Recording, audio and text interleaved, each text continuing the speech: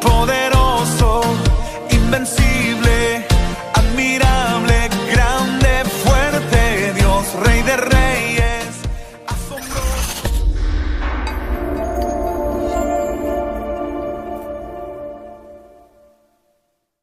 Bien, antes de comenzar, pues vamos a hacer un pequeño resumen de lo que hemos visto hasta el momento.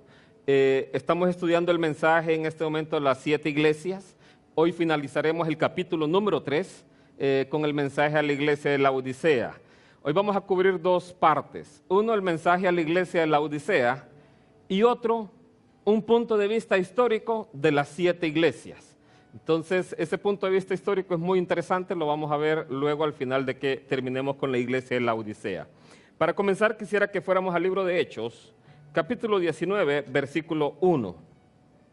Hechos, capítulo 19, versículo 1.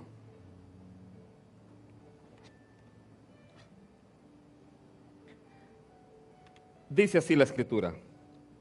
Aconteció que entre tanto que Apolos estaba en Corinto, Pablo, después de recorrer las regiones superiores, vino a Éfeso. Aquí es la explicación de cómo se originan las 7 iglesias que están descritas en el libro de Apocalipsis.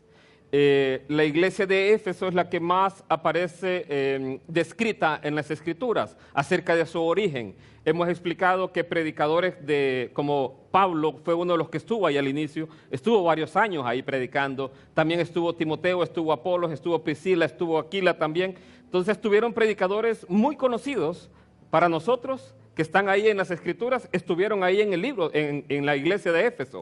O sea, tuvo un comienzo muy, muy especial la iglesia de Éfeso, al tener predicadores de ese calibre.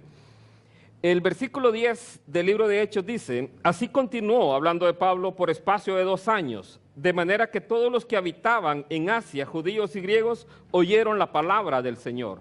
Se cree que la iglesia de Éfeso fue la iglesia madre, de la cual se desprendieron las otras 6 iglesias. Y que aquí precisamente se describe cómo al llegar el evangelio a Éfeso permitió que se difundiera al resto de iglesias. Importante notar que cuando Juan escribe la carta, la escribe en un orden, en el orden que para hacer el recorrido de entrega, así se iban a entregar. Entonces, la primera iglesia que la persona iba a entregar precisamente era Éfeso, de acuerdo al mapa. De ahí, siguiendo el recorrido, era Esmirna, luego Pérgamo, luego Tiatira, luego Sardis, Filadelfia y por último la Odisea. Es el recorrido normal que iba a hacer alguien que iba a entregar las cartas a estas iglesias. El orden que hemos visto, pues aquí lo describo, Éfeso, luego Esmirna. Al lado izquierdo voy a poner las iglesias que recibieron reprensión de parte de Dios. Y al lado derecho, las iglesias que no recibieron ninguna reprensión de parte de Dios. Pues primero Éfeso, luego Esmirna al lado derecho, Pérgamo, Tiatira, Sardis y Filadelfia. Esas son las 6 iglesias que hasta el momento hemos estudiado. Explicábamos que las iglesias del lado izquierdo tenían todas un problema en común. Y fue una degradación que fue ocurriendo en estas iglesias, empezando por la iglesia de Éfeso. Lo que Dios le reclama a esta iglesia es que había dejado su primer amor. Era una iglesia muy interesante en el sentido de que dice la Escritura que hacía un arduo trabajo por el nombre del Señor. Dice que no habían desmayado a pesar del trabajo y de la labor que ellos hacían. Y eso es muy llamativo al describir una iglesia de esa manera, que no habían ellos cesado en obras. O sea, realmente era una iglesia muy activa, pero tenía un grave problema. Había dejado su primer amor. ¿Qué era esto tan crítico? Dejar su primer amor, podemos hablar de dejar su relación principal con Cristo por dedicarse a las actividades. Pero también trae una consecuencia aún más grave. Esto. Dice ahí en el libro de Juan, precisamente, que lo estudiamos la semana pasada, 14:24, el que no me ama no guarda mis palabras. Entonces, esta primera iglesia corría este peligro. Al dejar su primer amor, Ya no estaban ellos estudiando la Escritura, ya no estaban guardando la palabra, y esto suele ocurrir en muchas congregaciones. Congregaciones que llenas de actividades por todos lados, descuidan la vida espiritual de cada uno de los creyentes. Entonces, la lectura de la palabra es algo que se puede descuidar cuando dejamos el primer amor. ¿Y qué ocurre entonces? Lo siguiente es Pérgamo. Pérgamo ya permitió falsa doctrina en la congregación. Vemos Éfeso. Éfeso, dice la Escritura, que aborrecía a los nicolaitas. Los nicolaitas, hemos explicado, eran una secta o era una falsa doctrina en donde la gente practicaba el pecado y vivían en cualquier tipo de pecado, y ellos decían, no importa, eso somos salvos siempre, porque esto es en la carne y nosotros hemos nacido de nuevo en el Espíritu, así que no tenemos ningún problema. Entonces eso ocurría con los nicolaitas. En Éfeso la iglesia los aborrecía, o sea, no los permitía dentro de la congregación, pero ya en Pérgamo no. Ya en Pérgamo eran parte de los mismos hermanos de la congregación, tanto los nicolaitas como los de Balaam. O sea, ahí ya aprendemos, por eso vemos que el haber descuidado Éfeso, ese primer amor, lo lleva luego a un descuido mayor, y es permitir la falsa doctrina en la congregación. Y aquí vemos lo celoso que es Dios con personas que practiquen, digamos aquí, si alguien estuviera practicando el gnosticismo y estuviera enseñando eso, aquí somos llamados, en mi caso como responsabilidad, autoridad de esta congregación, a sacarlo de la iglesia, porque no puede estar enseñando eso aquí en la congregación.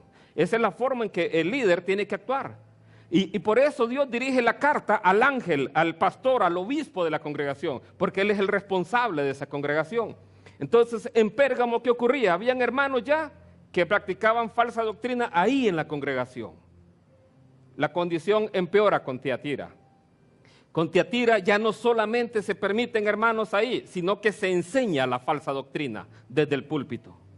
Entonces ahí donde aparece la famosa Jezabel mencionada en el libro de Tiatira precisamente, en el mensaje para ellos. Porque estaban enseñando ya la falsa doctrina desde aquí, y se enseñaba a todo mundo a corromperse, a ir tras cosas, a dioses ajenos. ¿Y qué produce esa enseñanza de falsa doctrina? Una iglesia muerta. Entonces ya Sardis se convierte en una iglesia muerta. ¿Por qué? Porque ya no está el Espíritu de Dios, ya no se está enseñando la palabra de Dios, se está enseñando cualquier otra cosa. Se enseñan filosofías humanas, se enseña cómo superarse individualmente, cómo ser un mejor profesional, pero no se enseña la palabra de Dios. Ya no se habla del pecado, ya no se habla de muchas cosas. En el caso de Esmirna, el mensaje de Cristo para esta iglesia es que no tuviera temor. Iban a enfrentar la muerte, pero Jesús se presenta a ellos como el que estuvo muerto y resucitó. Se presenta como el que venció a la muerte, y así le dice a esta iglesia que no tenga temor por lo que va a padecer en el futuro, porque así como Él venció la muerte, también ellos iban a vencer la muerte. Luego aparece Filadelfia, que fue la última que estudiamos la semana pasada. A esta iglesia de Filadelfia se le da un mensaje muy especial, y es que se le da la promesa del arrebatamiento, promesa que nosotros creemos como iglesia, una promesa tan especial, pero esta iglesia tenía una característica muy particular, que a diferencia de todas las iglesias en la izquierda, esta iglesia dice, guardaba su palabra. Esta iglesia se caracterizaba por eso. Tanto Esmirna como Filadelfia, en Esmirna se describe que eran pobres materialmente hablando, pero eran ricos para con Dios. Filadelfia se describe como una iglesia de poca fuerza. O sea, y ahí también creemos que incluía personas que no eran muchas, pero también que económicamente tampoco eran tan así poderosas dentro de la sociedad. Interesante descripción para las dos iglesias que fueron fieles a Dios, o que han sido fieles a Dios. Hoy vamos a ver la última iglesia, la iglesia de la Odisea. La Odisea estaría ubicada en el lado izquierdo. Empezamos con el mensaje a la Odisea, Apocalipsis 3:14. Si lo busca ahí en su Biblia, Apocalipsis 3:14. Dice así: y escribe al ángel de la iglesia en la Odisea, he aquí el amén, el testigo fiel y verdadero, el principio de la creación de Dios, dice esto. Es interesante esta descripción de la forma en que se presenta Jesús. Hemos explicado que cada vez que Jesús se presentaba a una iglesia en particular, la forma de presentarse era muy especial para esa iglesia. Cuando se presentó a Esmirna, le dijo: yo soy el que estuvo muerto y vivió. ¿Por qué? Porque ellos estaban enfrentando persecución, estaban enfrentando la muerte. A otra se le presentó como el que tiene la espada de 2 filos en su mano. ¿Por qué? Porque era una iglesia que estaba haciendo lo incorrecto. Se presentó como alguien que viene en juicio. Aquí a esta iglesia le dice: he aquí el amén. ¿Cuántos hemos usado la palabra amén? Amén, ¿verdad? Entonces, él se presenta como el amén. Esta es una transliteración de una palabra hebrea que hemos traído así al español. Y la referimos a algo que es muy cierto, a algo que es seguro, algo que es válido, algo que es fiel, algo que es confiable. Eso significa la palabra amén. También al final de las oraciones, cuando uno ora, dice amén. Entonces también la traducimos como así sea. En el Nuevo Testamento usted la puede encontrar, lo que pasa es que no la anotamos, pero ahí está. Cuando dice de cierto te digo. La palabra esa de cierto es amén. Entonces, amén, amén te digo. Juan 3:5, lo muestro aquí a continuación. Respondió Jesús: de cierto te digo, que el que no naciere de agua y del Espíritu no puede entrar en el reino de Dios. Esto se lo está diciendo a Nicodemo. Entonces, ahí en el original es amén, amén te digo. O sea, algo muy verdadero, algo bastante válido, algo muy seguro, algo muy confiable. Es lo que Dios le está diciendo, lo que Jesús le está diciendo a Nicodemo. Entonces, el amén significa que es algo muy fiel, algo verdadero. Jesús se presenta como el amén, pero también el amén podemos verlo de la siguiente manera. Y busque su libro en su Biblia, 2 Corintios 1:20. 2 Corintios 1:20. Entonces Jesús es la única ocasión en la que se presenta como el amén. De hecho, pocas veces aparece una descripción de Dios como el amén. 2 Corintios 1:20 dice así: porque todas las promesas de Dios son en Él sí y en Él amén, por medio de nosotros para la gloria de Dios. ¿De qué está hablando Pablo aquí?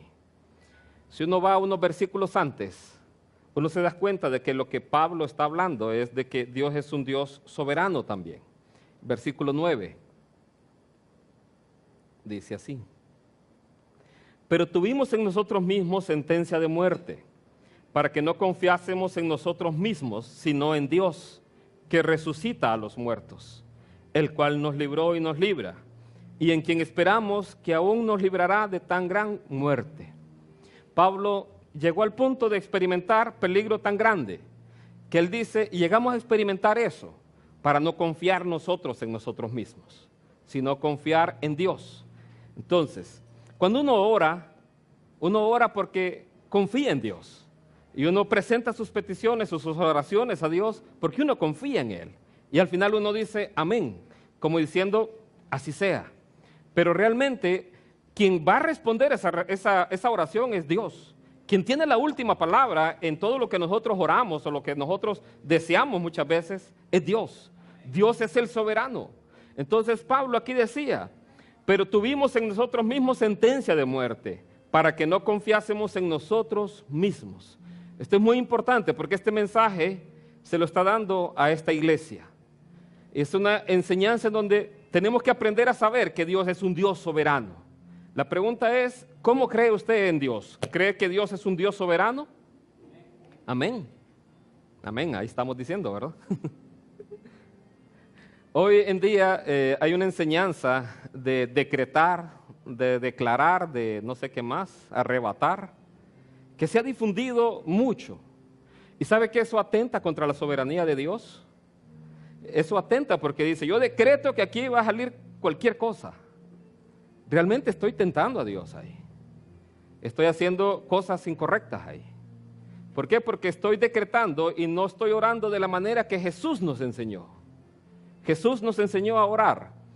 Él estaba en el huerto de Getsemaní Y él oró 3 veces la misma oración. Y él decía, Padre, si es posible, pasa de mí esta copa, pero no se haga mi voluntad, sino la tuya. ¿Cuántas veces oramos para buscar la voluntad de Dios? Cuando oramos, normalmente pensamos en presentar peticiones de oración. No oramos para agradecerle a Dios, para glorificar a Dios, para adorar a Dios simplemente. Entonces yo creo que esa es la oración realmente que tenemos que nosotros empezar a hacer. Padre nuestro que estás en los cielos, santificado sea tu nombre. Entonces venga tu reino, hágase tu voluntad, así en la tierra como en el cielo. Perdón, así en el cielo como en la tierra. Que se haga su voluntad. Jesús lo enseña en el Padre Nuestro a pedir nosotros que se haga su voluntad. Entonces, pero cuando nosotros decimos yo decreto, bueno, nosotros no decimos, cuando otros dicen yo decreto, realmente está atentando contra esa soberanía de Dios. ¿Cómo usted está orando realmente algo y sabe usted si es la voluntad de Dios? Vea el ejemplo de Pablo. ¿Por qué Pablo cuando estuvo enfermo no dijo yo arrebato? Cuando él dijo yo tengo un aguijón en la carne y 3 veces le he dicho a Dios que me lo quite. Y no me lo quita, sino que le dice bástate mi gracia, porque mi poder se perfecciona en tu debilidad. ¿Qué creemos que era que tenía? Que tenía una enfermedad en los ojos. ¿Por qué Pablo no dijo, yo arrebato sanidad en mis ojos? Él oró. ¿Sabe por qué Pablo entendió eso? Porque Pablo había ido hasta el tercer cielo y había escuchado cosas que al hombre le es prohibido decir. Y entonces Pablo dice, para que yo no me exaltase en demasía, Dios permitió este aguijón en la carne. Vea. Pablo entendió que aún esas cosas Dios las permite por su bien. Entonces, pero muchas veces, no, yo arrebato, yo decreto, y que todo está mal, y que si no me da el carro aquí, me enojo con Dios, y que si se me perdieron las cosas, espíritu de pérdida, dice una mujer por ahí. Entonces, realmente, tenemos que aprender a saber que Dios es un Dios soberano, que Dios es el que hace su voluntad, y que nuestro deber, ¿sabe cuál es? Descubrir cuál es su voluntad y orar conforme a su voluntad. ¿Sabe cómo oramos conforme a su voluntad? Leyendo la palabra de Dios. Ahí aprendemos a conocer cuál es su voluntad. Bien, ¿dónde se presenta Dios como un Dios de verdad? Isaías 65:16. Perdón, como un Dios amén. Isaías 65:16. En el Antiguo Testamento, Dios Padre se presenta como Dios amén. Dice así, Isaías 65:16. El que se bendijere en la tierra en el Dios de verdad, ahí es amén, se bendecirá. Y el que jurare en la tierra por el Dios otra vez de verdad, es amén, jurará. Porque las angustias primeras serán olvidadas y serán cubiertas de mis ojos. Entonces, en Apocalipsis, Jesús se presenta como el amén.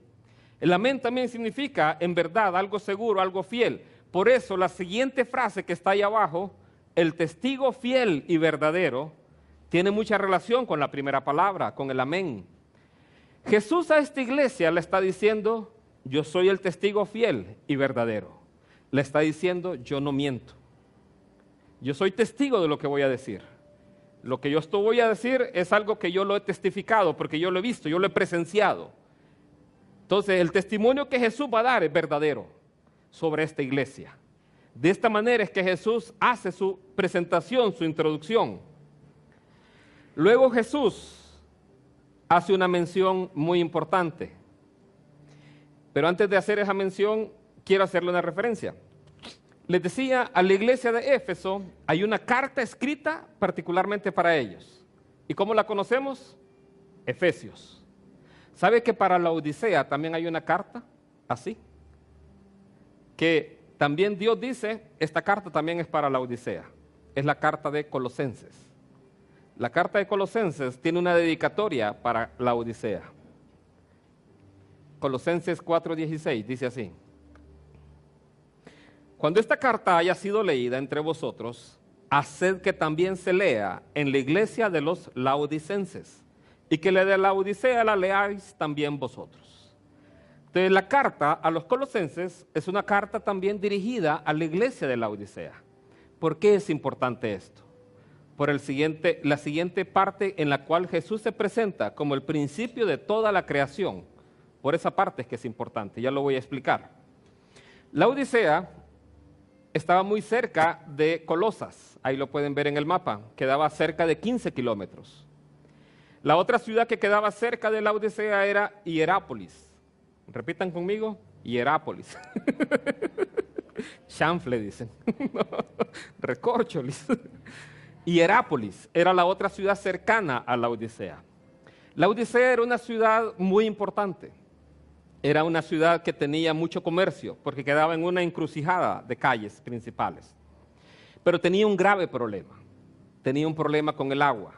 El agua tenían que transportarla desde otra ciudad. La ciudad de donde la traían era Hierápolis.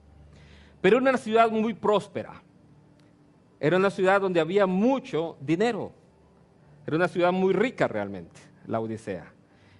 Ocurrió un terremoto en el año 60 que destruyó muchas ciudades en ese tiempo. Y el Imperio Romano le ofreció ayuda a la ciudad. Y la ciudad le dijo, no, nosotros vamos a, por nuestra cuenta, a arreglar todo en la ciudad. O sea, decidieron ellos no aceptar la ayuda romana porque ellos tenían suficiente capacidad económica para arreglar la ciudad. Entonces se creían autosuficientes. Tenían una industria muy particular. Yo no sabía que existían, pero sí existen, las ovejas negras. Tenían una industria muy particular. Ellos producían lana negra y hacían vestidos de lana negra, textiles de lana negra. Entonces ellos eran la oveja negra realmente, creo yo. Lo otro que tenían una escuela de medicina muy desarrollada y tenían un colirio, que era usado en todo el Imperio Romano, desde aquí, para curar o hacer tratamientos en los ojos. Entonces, era una iglesia que tenía todas estas características. Y todo esto lo hacía una ciudad muy próspera. Pero tenían ese problema del agua y lo resolvían trayendo agua desde afuera. Ahora, ¿por qué hago la referencia a Colosenses? En Colosenses se detecta un problema. Y por la cercanía a la Odisea y por la dedicación de la carta de Colosenses a la Odisea, se asume que el problema también estaba ahí. El problema es el siguiente, eran los gnósticos. El gnosticismo empezaba a aflorar. La verdad que se cree que es algo que viene desde más atrás. El gnosticismo es, no sé cómo llamarlo, no puedo decir que es una religión, es una falsa doctrina, que hace una combinación. ¿Han probado ustedes el arroz con mango, como dicen por ahí? Hace una combinación de todo, budismo, hinduismo, ¿qué más? El cristianismo. Hace una mezcla de todo, judaísmo, también la religión grecorromana, y hace así sus enseñanzas. A eso se le llama sincretismo. Sincretismo es algo que revuelve todo. Entonces es así el gnosticismo. Entonces el gnosticismo, ¿qué era el problema? Estaba enseñando ya que todo lo que Dios había hecho, lo material era malo. Y entonces era imposible que Dios se hubiera hecho carne. Y era imposible que cuando estaba en la cruz, Dios muriera ahí en nuestro lugar. Ese era el peligro del gnosticismo. Y en las congregaciones, en algunos casos, habían gnósticos dentro de las congregaciones. Entonces, ante esto que ponía en duda la deidad de Cristo, es que Jesús se presenta a la Odisea, el principio de la creación de Dios. Esto es lo que le dice Dios a la Odisea cuando se presenta en Apocalipsis. ¿Qué le recuerda eso a los de la Odisea? Este pasaje de Colosenses 1:15. Dice así: Él es la imagen del Dios invisible, el primogénito de toda creación, porque en Él fueron creadas todas las cosas, las que hay en los cielos, las que hay en la tierra, visibles e invisibles, sean tronos, sean dominios, sean principados, sean potestades. Todo fue creado por medio de Él y para Él. Cuando Jesús se presenta como el principio de la creación de Dios, está otra vez ratificando su deidad.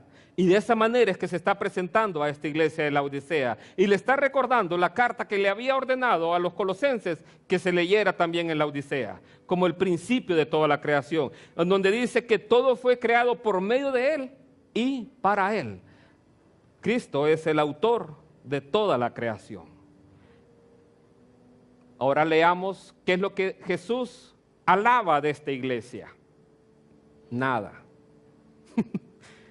Jesús no reconoce nada bueno en esta iglesia. Aún la iglesia muerta, Sardis, tenía algo que Dios le reconocía. Le decía: tienes unas pocas personas en ti que no han manchado sus vestiduras. Pero a esta iglesia no le dice nada. ¿Por qué? Veamos qué es lo que pasa en esta iglesia. Dice así: yo conozco tus obras, que ni eres frío ni caliente. Ojalá fueses frío o caliente. Pero por cuanto eres tibio y no frío ni caliente, te vomitaré de mi boca.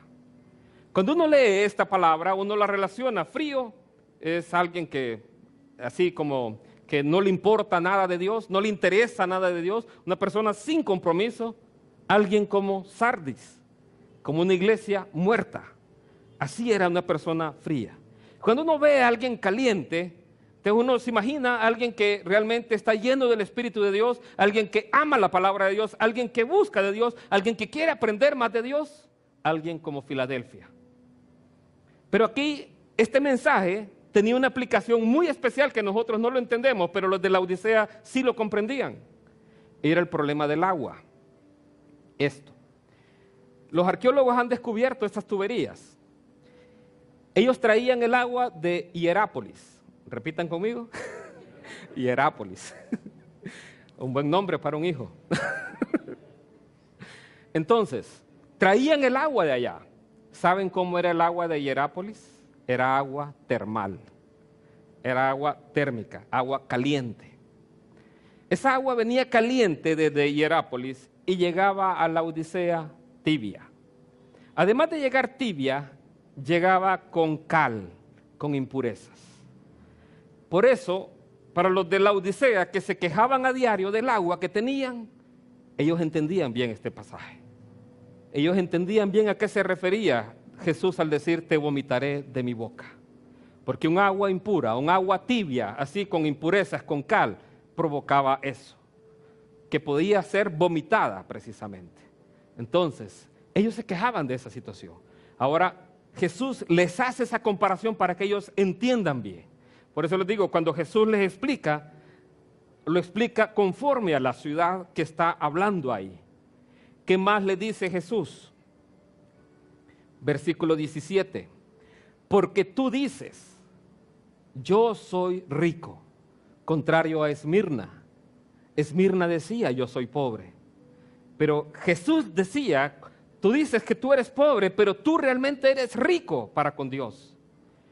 Esta iglesia es lo contrario. Esta iglesia dice: yo soy rico y me he enriquecido y de ninguna cosa tengo necesidad, y no sabes que tú eres un desventurado, miserable, pobre, ciego y desnudo. Aquí están los hermanos de la Odisea. Decían ellos: yo soy rico y me he enriquecido, de ninguna cosa tengo necesidad. ¿A quién les recuerda esto?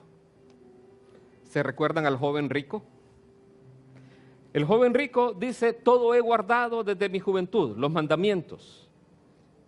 Una iglesia que practica falsa doctrina por mucho tiempo, ya después la gente queda viviendo por obras, creyendo que por las obras va a heredar el reino de los cielos.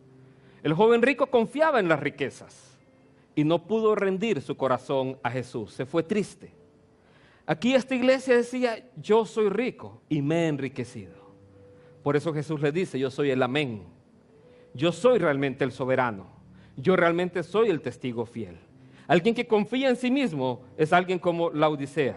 Cuando confía en sus propias fuerzas, y es que la parte humana muchas veces queremos merecer las cosas, queremos lograr las cosas por nosotros mismos, tener éxito por nosotros.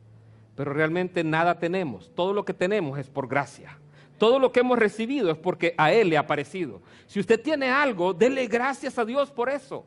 Esta iglesia dice: yo me he enriquecido. No fue Dios, sino yo. Entonces, de esa manera es que esta iglesia se miraba. Y dice: no necesito nada. Y esto muestra la característica orgullosa de esta iglesia. Cuando el Imperio Romano les ofreció ayuda: no necesito ayuda de nadie. Yo puedo solo. Entonces, y así se encontraba. Una persona orgullosa es así como la Odisea, en donde dice: yo no necesito a nadie, yo no necesito a Dios, yo no necesito arrepentirme, ese mensaje no es para mí. Hubiera venido mi esposa, yo creo que era para ella. Un corazón así orgulloso es de esa manera, como la Odisea. Dice acá: y no sabes que tú eres desventurado, miserable, pobre, ciego y desnudo.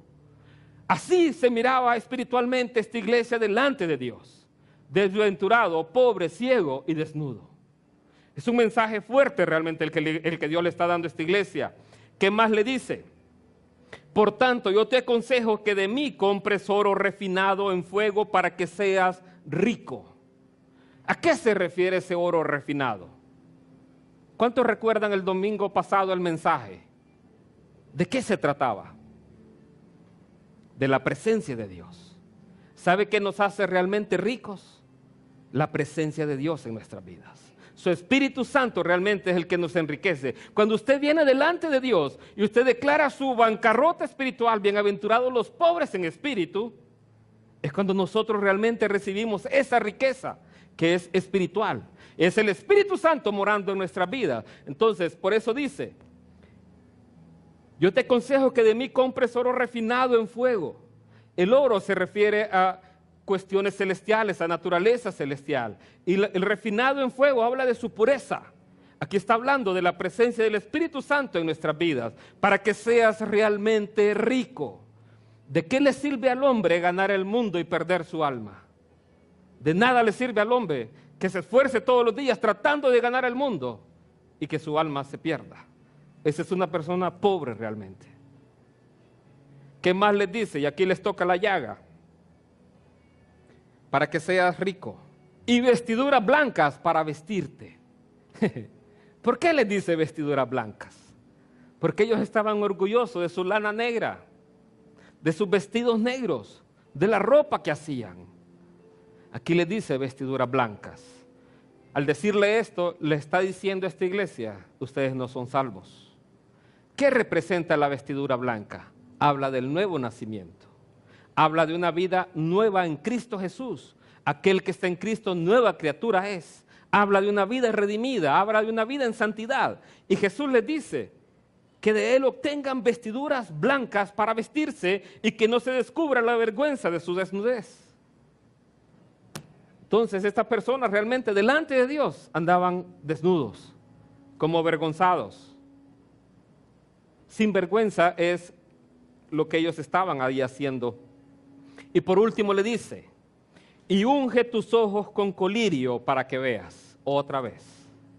Ellos fabricaban colirio que repartían por todo el imperio romano, y ahora les dice: usa colirio para tus ojos, para que veas. Ellos no echaban de ver la condición espiritual en la que estaban.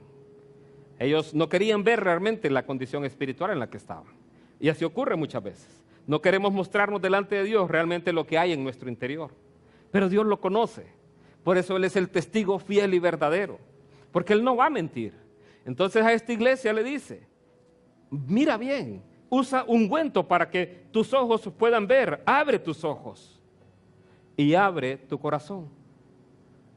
Algo parecido pasaba con los publicanos, con los fariseos y con los escribas.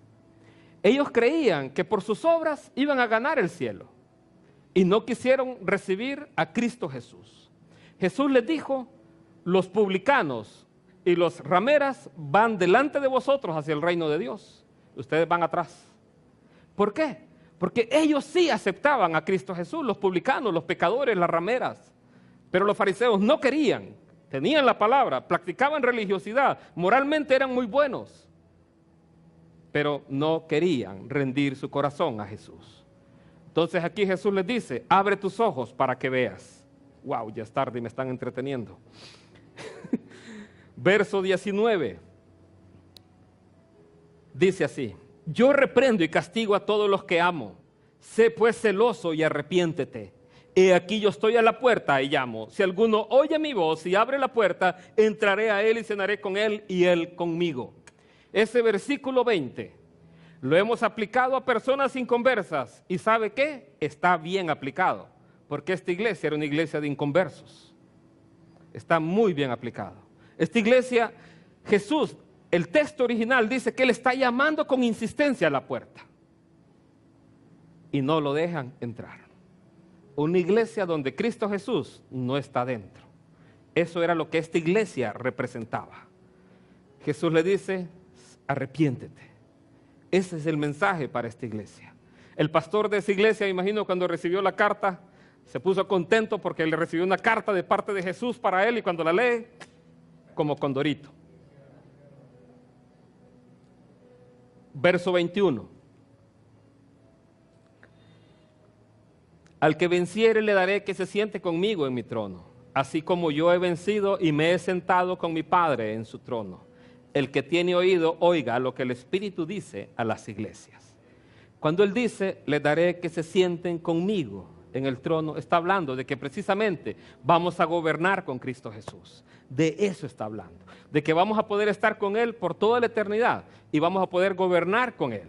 Y otra vez, el último llamado que se repite en todas las iglesias, el que tiene oídos, oiga lo que el Espíritu dice a las iglesias. Entonces el mensaje a la Odisea es un mensaje fuerte realmente. Es la iglesia a la cual no se le reconoce nada bueno.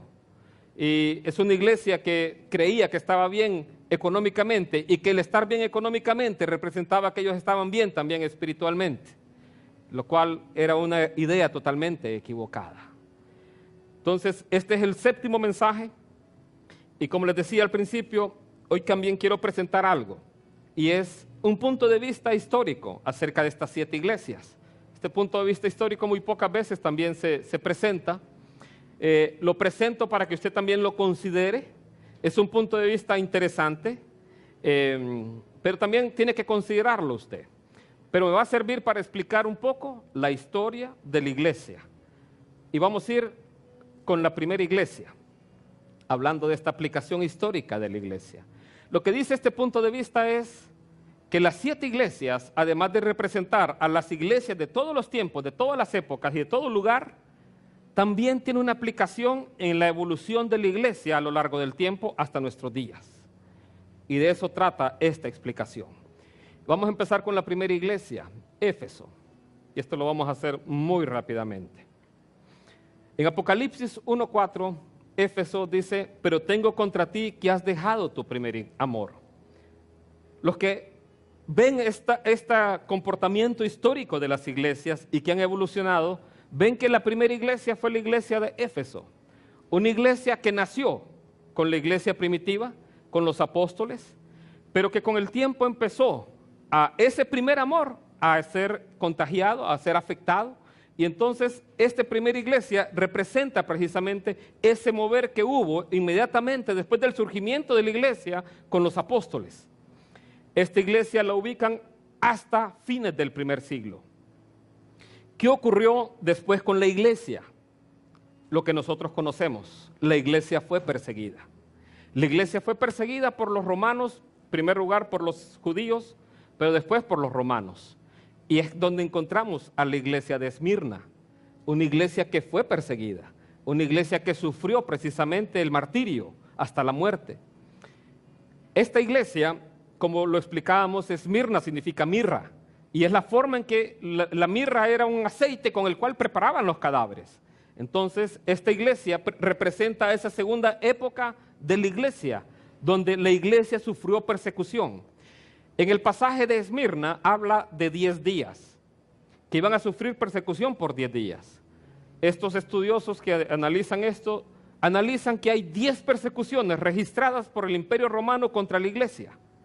Y además, la última persecución, la que fue más cruel de todas, duró 10 años. Esta persecución se extendió desde el siglo I hasta el siglo III, hasta el año 312 de nuestra era. Ahí fue el peor momento realmente de esta iglesia, donde los emperadores romanos perseguían a la iglesia a lo largo de todo el imperio. Entonces, eso representa a la iglesia de Esmirna. Esmirna, como les decía, significa mirra. ¿Cuál iglesia sigue? Pérgamo. Pérgamo. ¿Qué ocurrió en el año 313? Esto cambió la historia de la iglesia para siempre. En el año 313, el emperador romano Constantino peleando con su oponente por el Imperio Romano, dice él que él vio en el cielo una cruz. Y cuando él ve esa cruz, vio unas palabras que decían: con esta señal tú vencerás. Y entonces él puso esa señal en todos los escudos de los soldados romanos y venció. Y así se convirtió en el emperador romano. Y como tuvo esa señal de la cruz, identificó a los cristianos e hizo la religión cristiana como la religión oficial del Imperio Romano. De un año al otro dejó de perseguirse la iglesia y más bien, en lugar de ser perseguida, ahora la iglesia era la iglesia favorecida. Pérgamo es donde empieza el matrimonio entre el mundo y la iglesia. Es donde la falsa doctrina empezó a estar dentro de la iglesia. ¿Qué ocurrió? El Imperio Romano adoptó precisamente la religión cristiana y muchos sacerdotes paganos se convirtieron al cristianismo, entre comillas. Y así empieza la adoración de imágenes, la adoración de santos. ¿Por qué? Porque trajeron a sus dioses para enseñarlos como doctrina. Y eso nos lleva a la siguiente iglesia. ¿Hasta dónde ubican esta iglesia? Hasta los papas. Hasta el año 600, donde empieza el papado. Y con el papado empiezan otras enseñanzas más todavía, donde el papa es casi que Dios en la tierra. Y ahí Pérgamo, se me olvidó decirle, significa matrimonio. Pérgamo significa matrimonio. Entonces, ¿matrimonio con quién? Matrimonio de la iglesia con el mundo. Fue donde empezó la falsa doctrina a entrar en la iglesia. Tiatira. Tiatira significa la que no se cansa de sacrificar. Eso significa su nombre. Entonces, Tiatira se extiende desde el periodo de los papas hasta la Reforma. Entonces, ahí ven ubicada a la iglesia de Tiatira. Una iglesia muerta, perdón, casi muerta en este caso. Aquí es donde Jezabel estaba enseñando precisamente a pecar a los discípulos de Cristo. Se estaba enseñando la falsa doctrina. Luego, ¿qué terminó siendo? Sardis, la iglesia muerta. En el año 1500 de nuestra era, cuando empieza la Reforma, antes de la Reforma, la iglesia era una iglesia muerta realmente.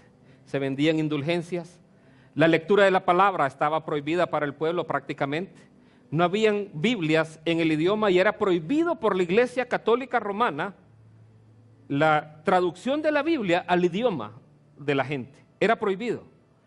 Los que lo intentaron y los que empezaron a hacerlo, los ejecutó con la Inquisición de Satán, la Santa Inquisición. Pero esta iglesia de Sardis tiene esta frase al final. Pero tienes unas pocas personas en Sardis que no han manchado sus vestiduras y andarán conmigo en vestiduras blancas porque son dignas. Esas pocas personas, estos que estudian la historia, dicen, son los reformadores, los que salieron. Sardis significa los que huyen. Eso significa el nombre de Sardis. Por eso los identifican como las personas que huyen de esta falsa doctrina, en este caso, la Iglesia Católica Romana. Y eso lleva a la siguiente etapa. Filadelfia. Filadelfia es el volver a la palabra, el volver a la escritura, el volver a tener en el centro de la iglesia la palabra de Dios, el buscar obedecerla. Es donde ocurre la explosión precisamente del cristianismo a lo largo de todo el mundo. Hoy encuentra Biblias, usted traducidas en todos los idiomas, aún en dialectos se encuentra la Biblia. Entonces ya la explosión alcanza a todo el mundo. En los años 1800 empiezan las misiones a lo largo de todo el mundo. Entonces eso representa la iglesia de Filadelfia. A esta iglesia es la que se le promete el arrebatamiento. Esta iglesia es la iglesia que aún en nuestros días está. Y es la que está esperando, pero tiene una característica muy particular. Guarda la palabra de Dios. Guarda la palabra de Dios, no doctrinas humanas, sino la palabra de Dios. Y por último, la Odisea. Los estudiosos ubican esta iglesia como la iglesia del siglo XX y aún del siglo XXI. La iglesia que va tras las riquezas, la iglesia que va tras el amor al mundo, la iglesia que es una iglesia que está ahí, tibia, sin compromiso delante de Dios, que no conoce a Dios, pero que dice que le conoce. Una iglesia llena de la falsa doctrina. A esta iglesia donde Jesús le dice que se arrepienta. He aquí yo estoy a la puerta y llamo. Donde Jesús está pidiendo a los creyentes en esa congregación que le permitan entrar.